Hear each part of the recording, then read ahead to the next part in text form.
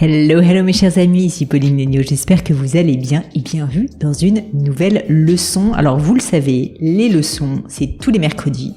Je vais à la rencontre de l'un d'entre vous, je me force à tenir ce planning ultra rigoureux pour essayer de vous aider tout simplement et pendant à peu près une demi-heure, essayer donc de répondre à vos interrogations du moment. Ça peut être des interrogations business, ça peut être RH, ça peut être à titre perso. Et en l'occurrence, je parle à beaucoup d'entrepreneurs, mais pas que, donc n'hésitez pas à me poser vos questions. Vous pouvez le faire en m'envoyant un message sur hello@paulineléniaud.com ou sinon, si vous êtes sur YouTube, en commentaire, ou sinon, pourquoi pas sur les réseaux sociaux, sur Instagram et LinkedIn. Et j'en profite pour dire, pour ceux qui ne seraient pas encore abonnés, n'hésitez pas à le faire, parce que vous le savez, toutes les semaines, je me donne énormément de mal pour aller à votre rencontre, tant via ces leçons ou le lundi via les épisodes de podcast où je vais mettre en avant des personnalités remarquables. Donc, si jamais vous n'êtes pas abonné, et bien en fait ça serait trop dommage de rater un épisode. En plus, pour tout vous dire, je risque de changer un petit peu le planning dans les prochaines semaines, dans les prochains mois. Donc abonnez-vous, comme ça vous serez sûr de ne rater aucun épisode. Alors maintenant on passe à mon invité du jour pour cette leçon qui se prénomme Magali et qui est architecte d'intérieur dans la région d'Albi. Je vous mets dans les notes à la fois dans le podcast ou sur YouTube dans les commentaires ces références pour que vous puissiez la trouver sur Instagram si jamais par hasard vous êtes intéressé à l'idée de travailler avec elle. Magali se pose plein de questions, elle se pose des questions sur le partage d'informations avec la concurrence qu'elle appelle ses consoeurs. Elle se demande si c'est une bonne idée ou pas de partager en fait ce qu'on apprend, son expérience, ou si au contraire il vaut mieux rester un petit peu plus secret. Elle a peur concrètement qu'elle en dise trop et donc que ça puisse lui porter préjudice, que je comprends totalement. On a continué un petit peu dans la discussion à se poser des questions à ce sujet et on a fini par arriver sur un autre thème qui est celui de est-ce qu'il faut travailler ou non avec des amis, avec des personnes proches, est-ce que ça pose problème et si oui, comment réussir à faire en sorte de créer des limites, un cadre pour que ça se passe bien. Je me suis cassé les dents sur le sujet, donc j'avais 2-3 conseils à donner à Magali. Mais je ne vous en dis pas plus et laisse place à cette nouvelle leçon.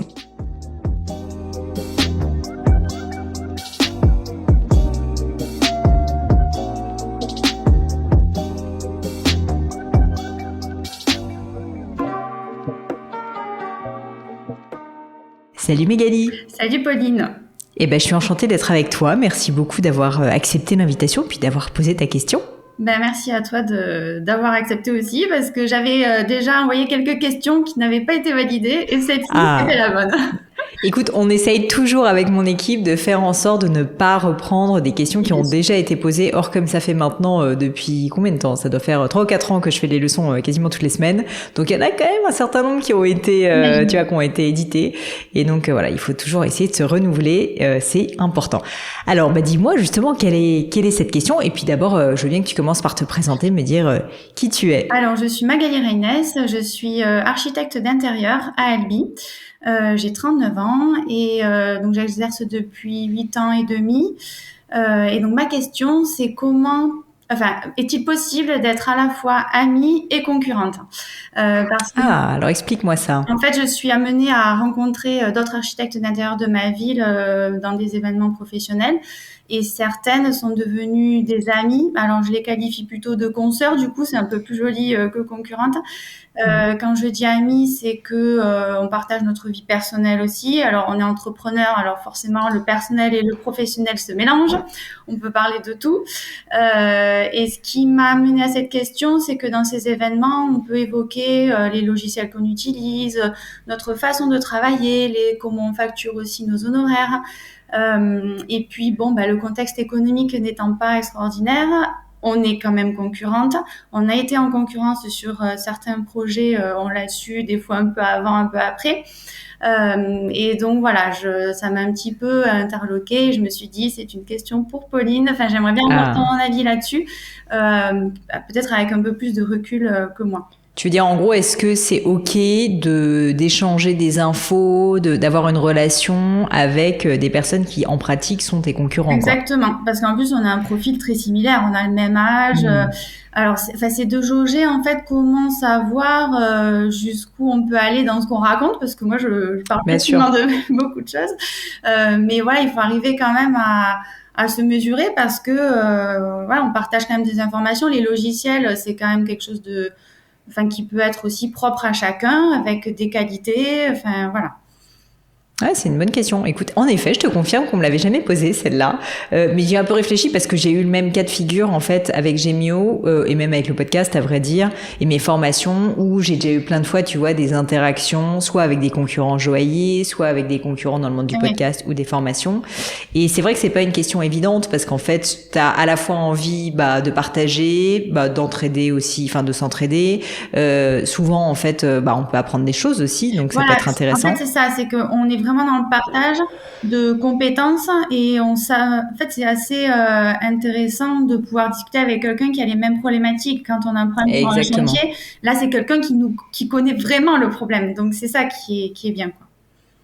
Écoute, moi, mon point de vue là-dessus, il est assez clair. Je pense qu'il faut pas tout dire, mais je pense que tu peux aller assez loin dans ce que tu dis en fonction des gens.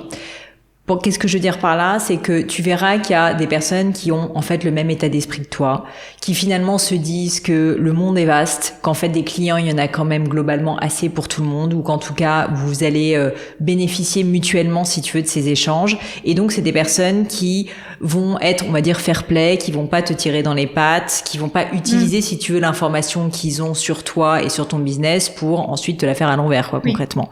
Oui. Ça se sent assez bien.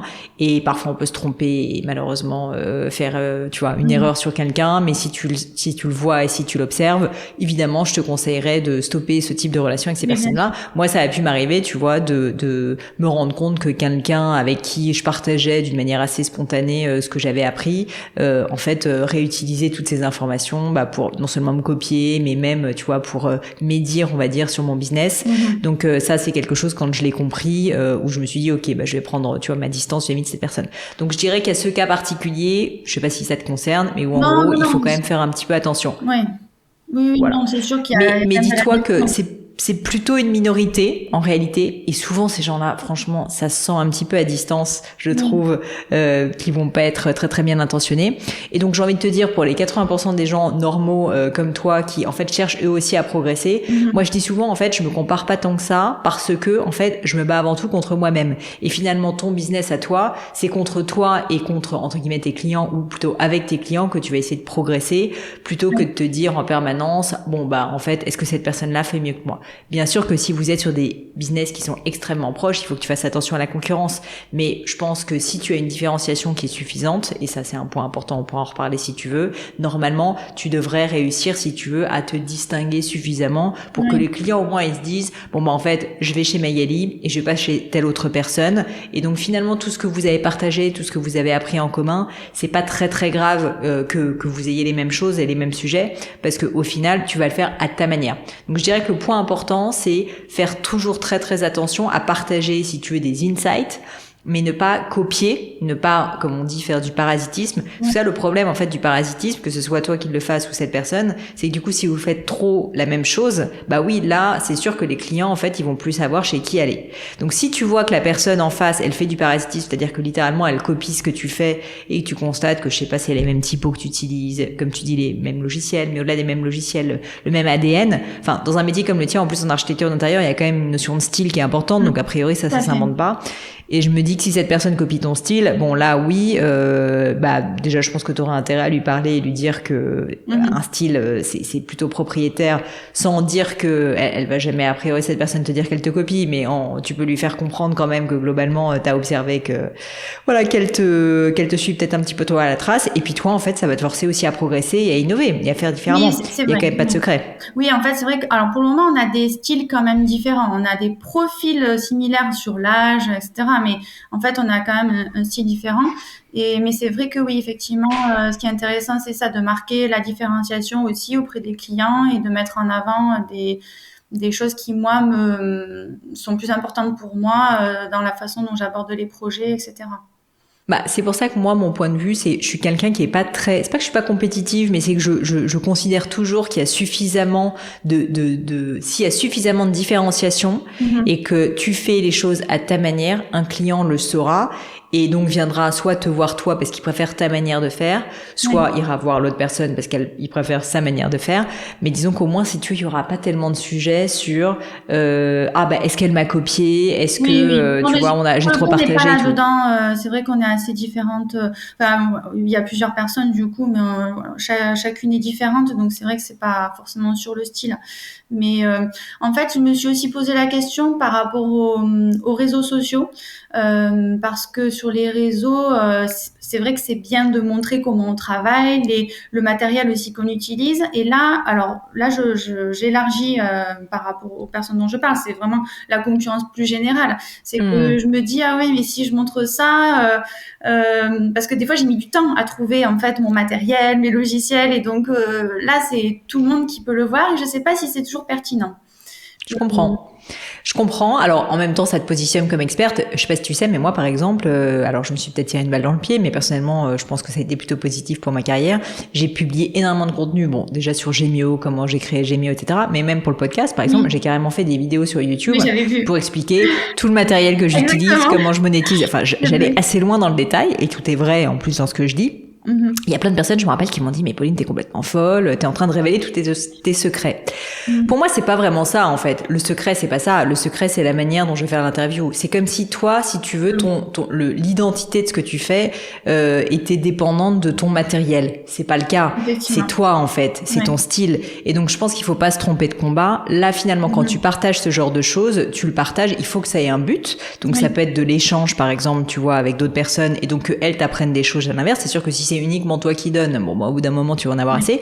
Ou si c'est sur les réseaux sociaux, c'est parce que ça va te créer, par exemple, une légitimité, une expertise, comme moi, ça a été le cas, tu vois, sur YouTube. Donc, si c'est dans ce but-là, moi, je trouve que c'est plutôt pertinent. Et à ta place, j'aurais pas trop peur que les gens te copient là-dessus, parce que effectivement, ils risquent de le faire, mais c'est pas pour autant, si tu veux, que, ils vont réussir à utiliser les logiciels, et surtout, ils vont réussir à les utiliser comme toi, tu le ferais. Donc, c'est un peu la même chose. Moi, tout le monde me disait, mais attends, les gens vont te copier, faire le même type d'interview que toi. Oui, c'est vrai, il y en a qui essayent, mais je reste moi-même, ils restent eux-mêmes. Et au final, est-ce qu'ils m'ont copié, pas copié? Je pense qu'ils l'ont un peu adapté à leur manière. Je pense que pour toi, ça sera la même chose. Oui, effectivement. C'est vrai qu'il faut avoir un peu de recul sur ça, parce que ça met quand même en avant un travail de qualité, de montrer qu'on arrive aussi à rester on se tient toujours au courant de ce qui existe, de l'évolution, faire évoluer en fait sa pratique. Donc c'est surtout, moi, tu vois, ce que je me dis, c'est que dans ton cas, ce que tu pourrais faire pour faire un parallèle une fois de plus avec ce que j'avais fait sur le podcast, c'est de positionner peut-être plus en référente sur ce sujet.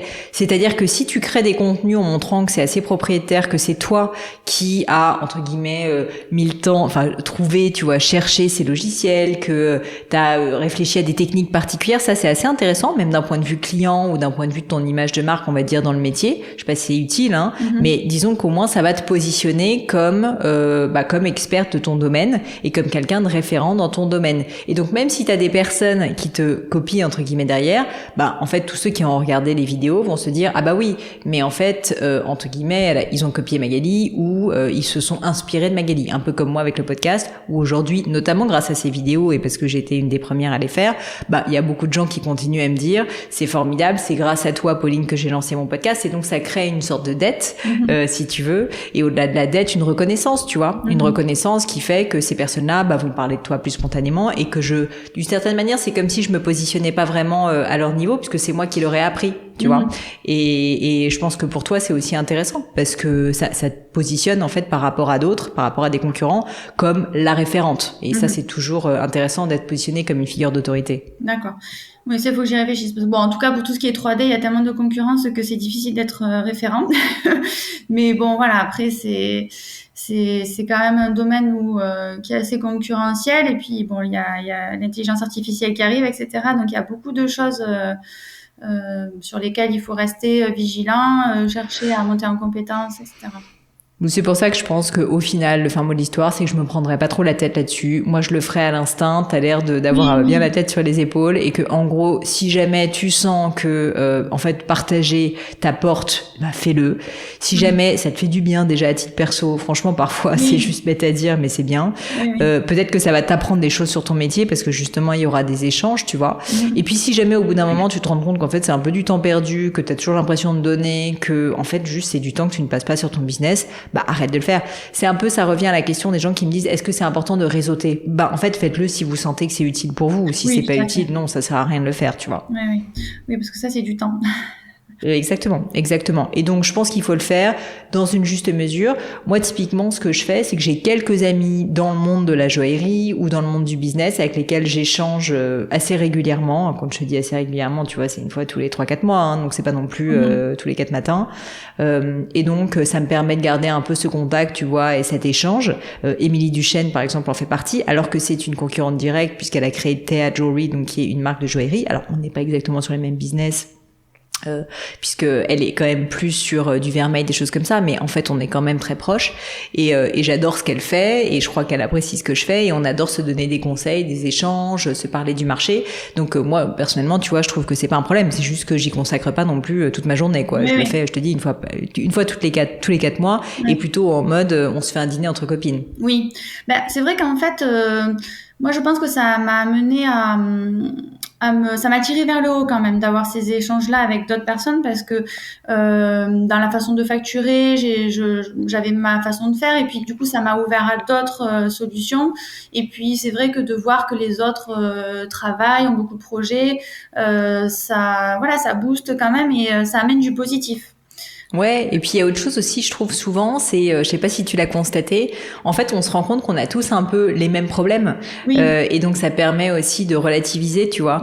Moi je sais que quand je parle, mais bon c'est le cas d'ailleurs avec mon podcast, hein, je me rends bien compte finalement que mes sujets c'est souvent à peu près les mêmes sujets que les autres, même si on n'est pas sur des business qui sont exactement les mêmes, et donc rien que ça, une fois de temps en temps, pour le moral, pour l'énergie, ça vaut la peine. Donc je trouve que c'est une bonne manière de prendre du recul et de se réaligner un petit peu. Donc rien que de ce point de vue-là aussi, je trouve que c'est intéressant. Donc, mais à doser. C'est plutôt du positif, quand même, finalement. Exactement. Je pense que c'est moins seule. Avant, j'étais quand même un peu... j'étais derrière mon bureau. J'avais pas cette vision qu'ont les autres. Et donc, c'est quand même plutôt positif de pouvoir échanger, voir comment les autres travaillent. Et puis après, on a son propre... Ouais, c'est rassurant. Par contre, je pense quand même que ça peut me perturber un peu sur mon ambition ou ma vision.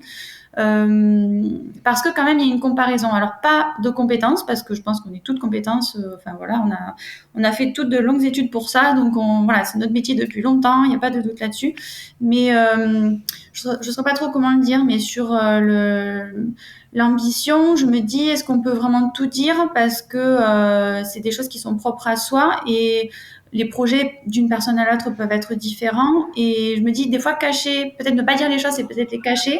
Et en amitié cachée, c'est pas bien, quoi. Donc, non, c'est sûr. Mais là, c'est une amitié qui est c'est une amitié relative, si je me trompe pas, c'est-à-dire que c'est des relations cordiales. Je pense qu'il faut qu'elles soient sincères. Moi, j'aurais tendance à dire, il faut que tu te sentes à l'aise. C'est-à-dire que si jamais tu te sens pas à l'aise, il faut que tu dises, écoute, j'ai pas envie de te dire, je sais pas, mon chiffre d'affaires, je me sens pas à l'aise à l'idée de te dire combien de chiffre d'affaires j'essaye de faire l'année prochaine. Si tu le dis, finalement, c'est ok, tu vois. Et à l'inverse, tu peux partager d'autres choses. Exactement, c'est de la communication. Je pense qu'il faut pas que tu te sentes coupable à l'idée de pas tout dire. Parfois, justement, on peut avoir ce sentiment et du coup, on dit des choses qu'on regrette derrière. Non, t'as le droit de dire non. T'as le droit de dire non. T'as le droit de dire, écoute, je préfère pas en parler. Tu m'excuseras, mais je suis pas à l'aise à cette idée, quoi. C'est tout. Oui, d'accord. Alors j'ai une autre question plus ou moins liée. Est-ce que c'est aussi une bonne idée d'avoir en client des amis? Ah, vaste sujet. Parce que là j'ai accepté des voisins qui sont des amis aussi et c'est parce que alors le contexte de mon métier quand même c'est que quand on s'occupe du chantier on gère de l'argent et des imprévus c'est toujours des problèmes, donc il faut trouver des solutions. Bien sûr. Et là souvent des fois les caractères peuvent changer et donc est-ce une bonne idée?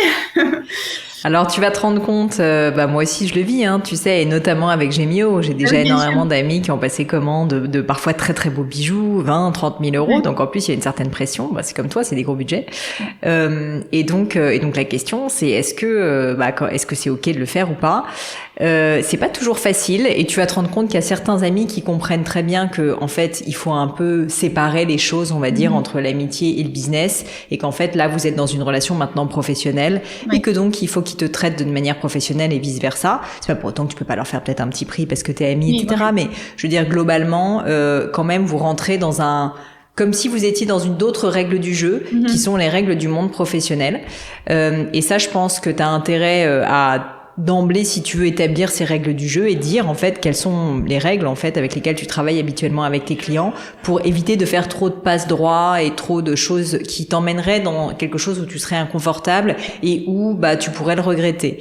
Moi, ça m'est arrivé de temps en temps parce que c'était des amis et je te le dis avec toute transparence au début de Gemio d'accepter de faire des choses où franchement c'était un bijou qu'on n'avait pas envie de faire, c'était hyper compliqué, c'était, tu vois, par exemple, la pierre de quelqu'un, alors que normalement on le fait jamais, on utilise uniquement nos pierres et tout. Et en fait, évidemment, ça n'a pas coupé, il y a eu que des soucis parce que, c'était justement une pierre qu'on n'avait pas contrôlée, donc en fait, elle était fragile, etc. Et si tu veux, du coup, ça crée un antécédent et ça crée un peu une tâche dans la relation qui est pas très saine. Alors que si j'avais été plus, mais tu vois, on apprend de ses erreurs, j'avais été plus carré dès le début et que j'avais dit, écoute, en fait, ok, on est amis et donc je suis hyper contente qu'on travaille ensemble et peut-être une fois de plus, j'espère que ça allait pas bien se passer, mais je vais te traiter comme un client classique parce qu'en fait, c'est comme ça que je fais mon business habituellement. Eh bien, je pense que les choses auraient été très différentes et d'ailleurs, c'est ce qu'on fait maintenant et ça se passe très bien. Donc, tu vois, typiquement, moi, quand mes amis passent commande chez moi, ils passent pas commande par mois, ils passent commande via le site sur mon service client. Et si jamais ils me posent des questions, je leur dis est-ce que tu peux s'il te plaît parler à mon service client, parce qu'en fait sincèrement ils sont plus compétents que moi pour répondre à tes questions pratico-pratiques, tu vois. Et c'est pas que je me désintéresse d'eux, au contraire, mais c'est juste qu'en fait à un moment donné j'ai créé une entreprise avec des gens qui sont compétents dans leur domaine et donc en fait il faut pas non plus les déresponsabiliser.